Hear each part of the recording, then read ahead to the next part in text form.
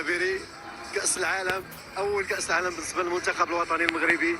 الأساس ديالك أنت كتفوز رفقة هذا الجيل من اللاعبين، هذا الجيل الرائع ديال اللاعبين مع المدرب محمد وهبي.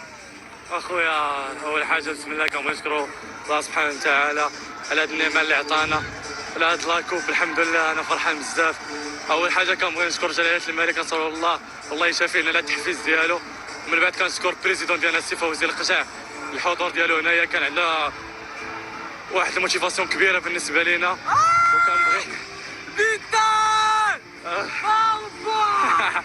وكنبغي كنبغي نشكر السي وهبي على هاد الخدمه الكبيره والستاف ديالو اللي صاروا علينا.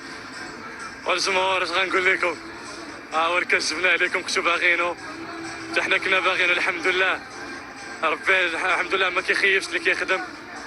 وكنبغي نشكر عائلاتنا كاملين، كنبغي نشكر الجمهور، كنبغي نشكر مراتي حتى هي اللي جات. وكنبغي نقول للوالد والوالده يسمحوا لينا حيت كنت باغي نجيبهم ولكن مرات ما يقدروش يجيو في السفر. كندير لهم هذا الفوز هذا، والله يخليكم ليا عائلاتي، كنبغيكم بزاف. الله يسهل. وديما المغرب قلتها من الاول ما كنخافوا من التفرقه، فيهم الهضره بزاف. جينا الماتش كليناهم. الله يحفظك.